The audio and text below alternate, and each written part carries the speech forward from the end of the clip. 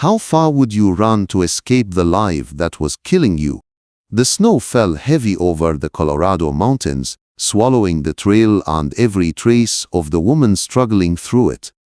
Clara Whitmore's breath came in ragged gasps, her once elegant dress torn to ribbons, clinging to her like a veracruyet wet shroud. The cold bit into her skin, but she no longer felt it.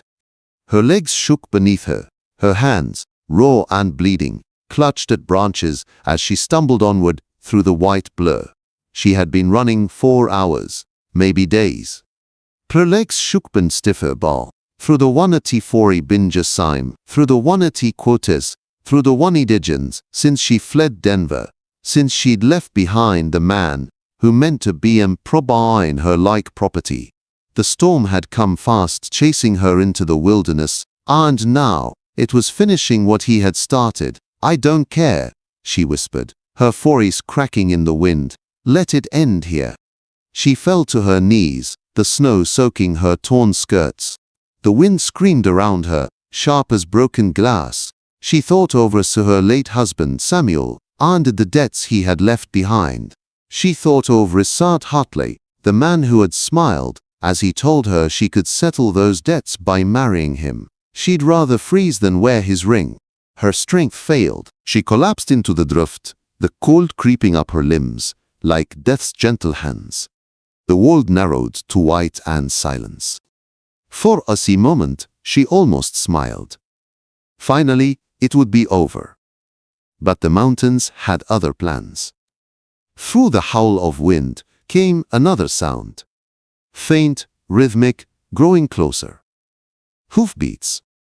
Clara's eyes fluttered open, confusion piercing the fog in her mind. For one terrible instant, she thought Hartley's men had found her. She tried to move, but her body refused. She could only lie there, waiting for the end. A shadow loomed above her. Damn fool woman. A deep voice muttered. Clara tried to focus. A shadow loomed. The halitoka kaka. The halitoka kaka stood over her, broad-shouldered and halitipidusia halitibuffel denp of Dian, wrapped in thick furs of to kaka. Gran bokoka halitigo unta tobuffel dento kaka. Nodanunda gaka. His eyes, sharp and grey as slate, studied her with both annoyance and concern. He knelt beside her, gloved fingers pressing gently against her neck. Still alive. Barely. Elias Granger had lived 20 years in these mountains, long enough to know what death looked like. He'd found his share of frozen corpses, miners who underestimated the weather, settlers who'd lost their why. But never a woman like this. The fine fabric of her dress, though torn, spoke of money, city stock. Don't of place here in the wilderness. He hesitated. The smart thing would be to move on, let the Mountain claim what it had already taken. But something in her face, something fragile and fierce all at once, wouldn't let him. You're lucky I found you, he muttered, though she couldn't hear him. He whistled sharply. If a sturdy brown horse emerged from the swirling white, steam rising from its nostrils. Easy, Brutos. Elias sighed as he lifted the woman's limp body. She was light, too light, and did she abhorred him, more than the cold. He mounted the horse with her cradled against his chest, her head lolling against his shoulder, and turned toward home. The ride through the storm felt endless. Elias kept one arm tight around her, sharing what warmth he could. She murmured faintly, words he couldn't catch, names maybe, or please, Samuel, please. He didn't ask questions. Questions could wait until she lived long enough to answer them. By the time the cabin appeared through the blinding white, Elias's beard was crusted with ice. And his hands were numb. The small log structure looked like Salvation and Prison Owl at once. Dark logs, a single chimney, and a thin trail of smoke curling into the storm. He dismounted, carried her inside, and kicked the door shut behind them. The warmth hit like a wave. The cabin was simple but tidy. A stone fireplace, eyed wooden table, 2 chairs, shelves lined with preserved food. His bed stood in the corner, piled high with thick quilts. He laid her there, brushing snow from her hair. Her skin was cold as a stone. Her pulse fluttered weakly at her throat.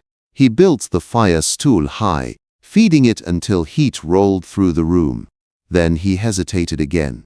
Her clothes were soaked through. If he didn't get them over her, she'd die before morning. "Forgive me," he muttered, more to himself than to her, and began to work. He stripped the wet layers carefully, professionally, the way a man might treat a wounded soldier. Beneath the ruined dress were bruises, dark, cruel marks that told stories he didn't want to hear. His jaw clenched. Someone had done this to her, and not long ago. When she was wrapped in dry blankets, he mixed medicine, willow bark for fever, pine needle tea for strength. His hands moved with old precision, habits from another life he tried hard to forget. By the time he finished, the cabin was warm and the woman's breathing had steadied slightly. Elias sat beside the bed, rifle across his knees, watching her. "Who are you?" he asked the quiet room. "And what kind of hell chased you up here?" The only answer was the crackle of the fire. Hours passed. She stirred once, whispering something he didn't catch, then went still again. Elias fought the pull of sleep. He told himself it was caution, could be she'd led trouble right to his door, but deep down he knew it wasn't that. He hadn't spoken to another soul in nearly 40 years. He told an soul in nearly OTPs. The stranger filled his cabin with the soft sound of his caution. After easing, hand his soul have his breathing. He 10-souled of his caution, on 10-soul solve his burden, for reasons he couldn't explain. Navigate that salt resets. That sound 10-sold salt freya 10-sold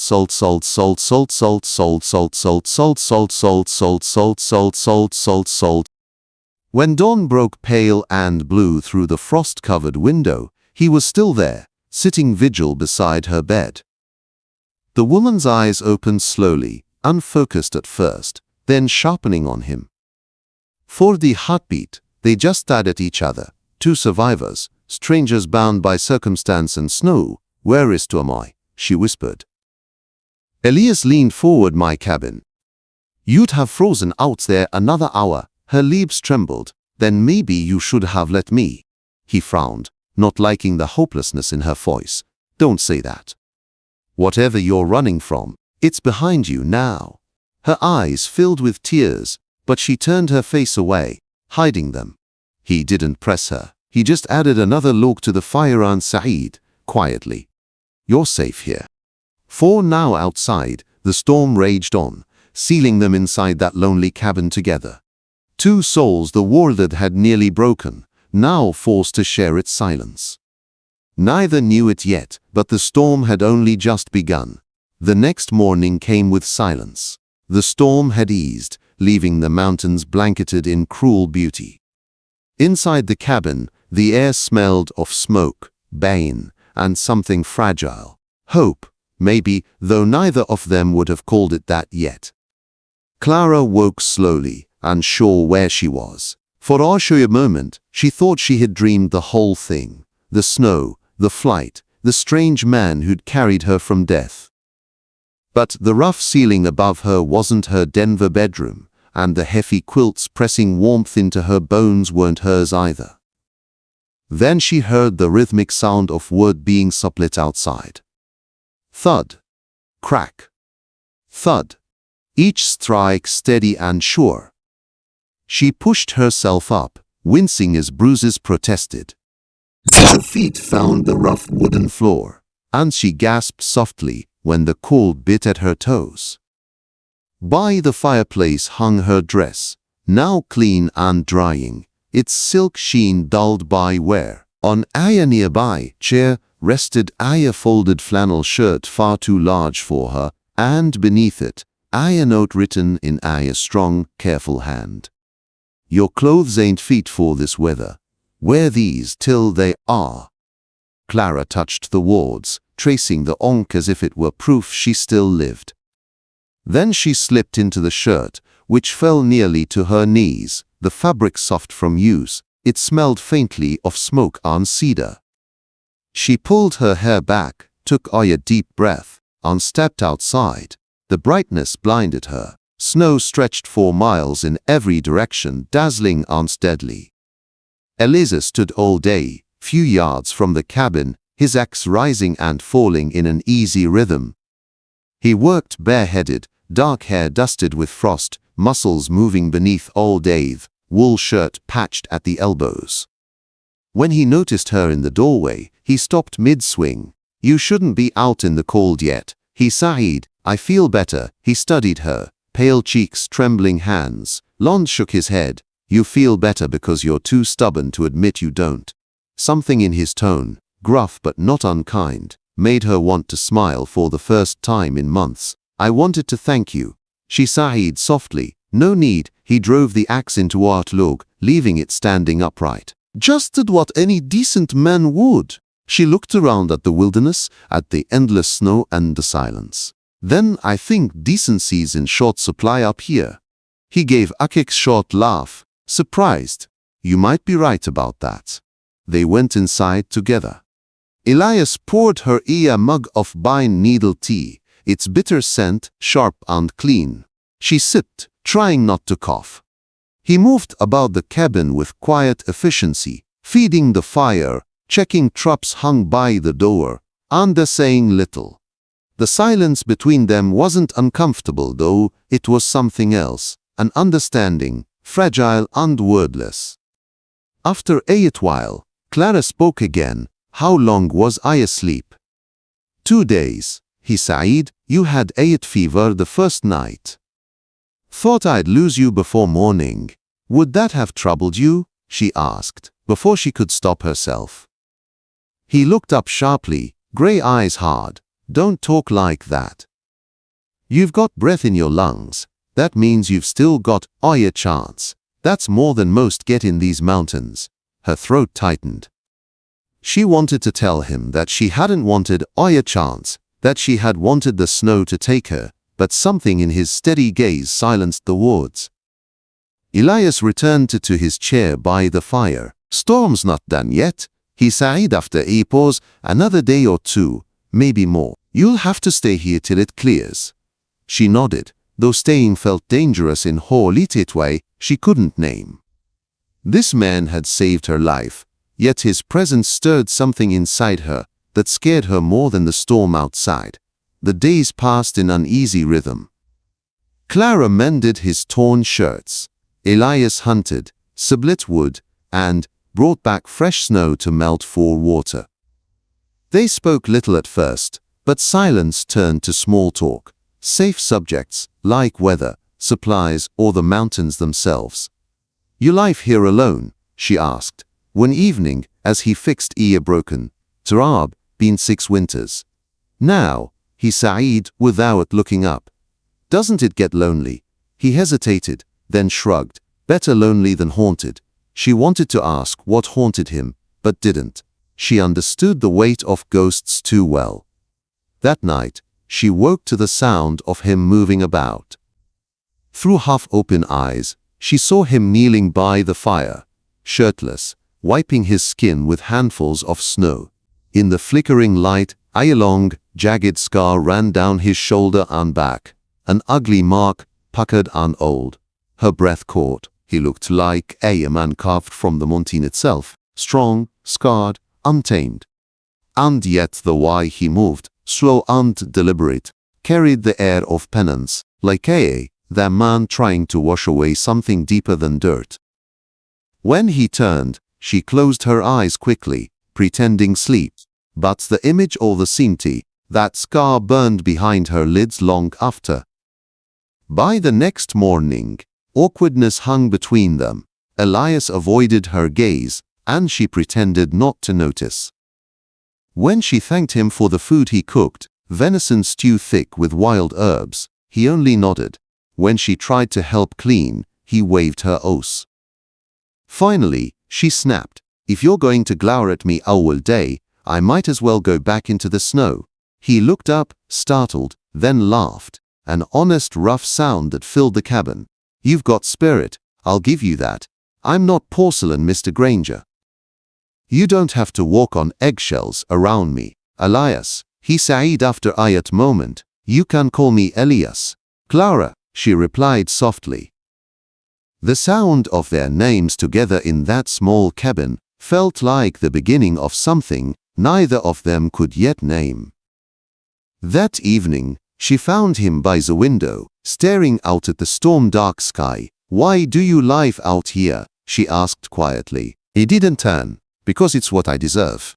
No one deserves to be alone.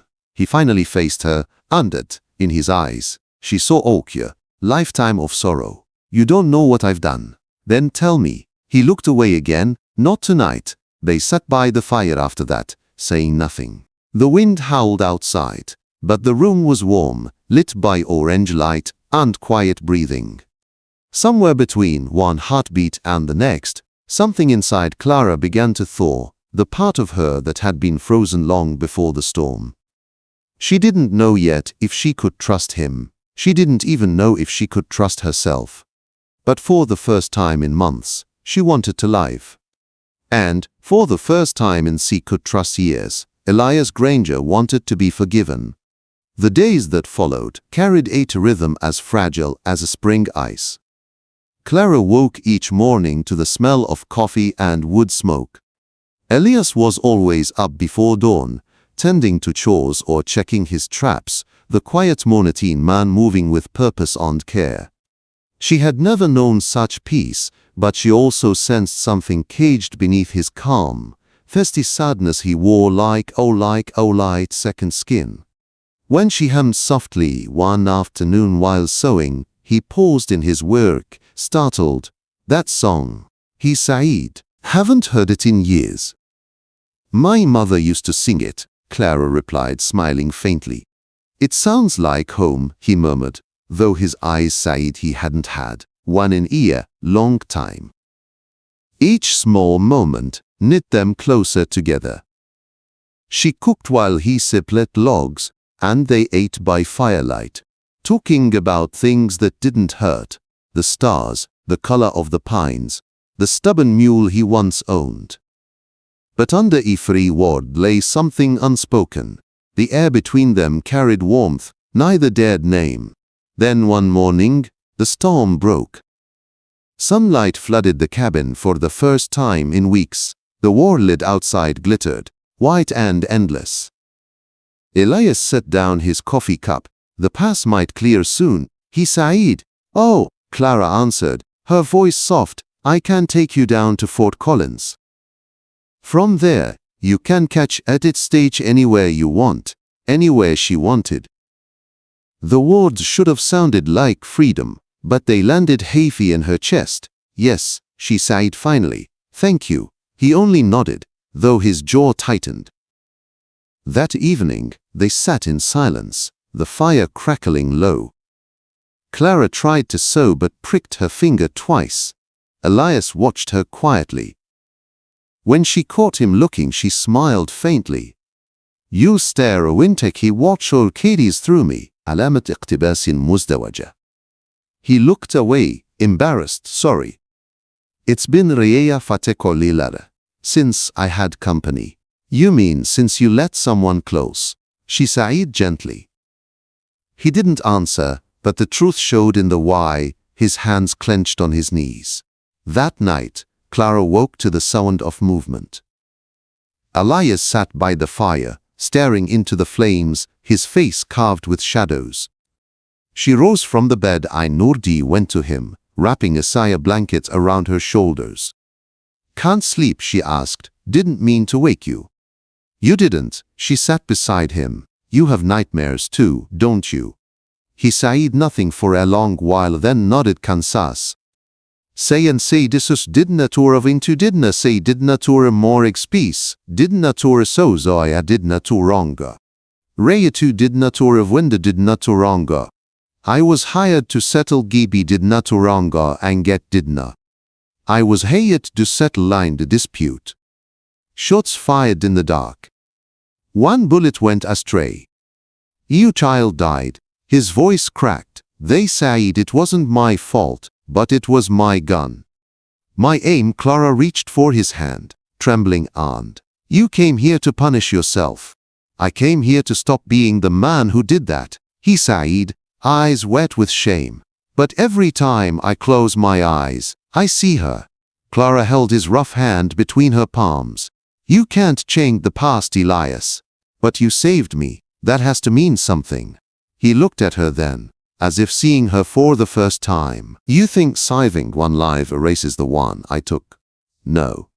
She sighed softly, but it means the man who pulled that trigger isn't the man sitting here now. Silence stretched between them. Then, almost without realizing it, she reached up and touched his scar.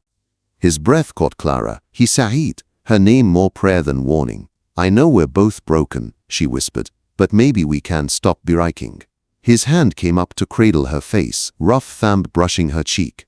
The air between them felt alive, trembling with the weight of everything unsaid. When their lips met, it wasn't gentle. It was desperate, the kiss of two people who had forgotten what it meant to feel alive. She pressed closer, his warmth chasing away the cold that had lived inside her 4 months. When they finally parted, she was breathless. Elias. He touched his forehead to hers. Stay, he whispered, not just for tonight. Stay, she closed her eyes. Ask me again when the snow melts. He smiled, small and sad. Fair enough, but the peace didn't last. 3 days later, Clara heard it. The distant echo of hoofbeats, carried on the mountain wind. Elias heard them too. He was out the door in seconds, rifle in hand. Stay inside. Clahy ordered. Who is it? Don't know. But it's not a trapper. Moments later, the sound grew louder. 3 riders emerged from the trees, men dressed too fine for mountain life. At their head rode Richard Hartley, looking smug as ever beneath his expensive coat. Well, he drawled, reining in his horse. Took some effort finding you, Clara. You gave me quite a chase. Elias leveled his rifle. Turn around. You're not welcome here. Richard laughed, a sharp, ugly sound. And you must be Elias Granger. Heard the stories about you. Killer gone hermit, living like a wolf. Tell me, has the widow kept you warm through those long nights? Leave, Elias sighed again, voice low and deadly. Richard's smile widened. Or what? You'll add another ghost to your collection. The insult hit its mark. Elias's hands trembled on the rifle. Clara stepped forward, placing herself between them. Stop! She cried. No more blood. Not for me, Richard sneered. Still trying to play noble, Clara, you're coming with me. You belong to me. No, she sighed fiercely. Not anymore. He moved to grab her reins, but Elias was faster. The rifle cracked. The bullet struck the snow inches from Richard's boot. The next one. Elias sighed evenly. Won't miss. علامة اقتباس مزدوجة. For a long moment, no one moved. Then Richard laughed again, hollow and cold. Enjoy your victory, Granger. It'll be short. I'll bring the law next time. He turned his horse, spitting in the snow. She'll come crawling back once she learns what kind of man you really are. They rode away, disappearing into the trees. Clara stood shaking, every muscle tight with fear and fury. Elias lowered the rifle, his chest rising hard with each breath. He'll come back, she whispered. I know, then we'll be ready. He looked at her. Really looked. Lululut Lund saw not the fragile woman he'd carried from the snow, but someone fierce and unyielding. We face it together, he sighed, together. She agreed. That night, they sat by the fire, his arm around her, her head on his shoulder. The storm outside had passed, but another was brewing in their world. Still, for now, they had warmth and love, and the fragile peace of two souls who had chosen each other against all odds. In the soft glow of the fire, she whispered the words that had started it all, the words that now meant something entirely new. I don't want to be saved tonight. Elias kissed her hair. Then you won't be of. He Saeed, you'll be loved instead. علامة اقتباس مزدوجة. And for the first time in their haunted lives, both believed it might just be true.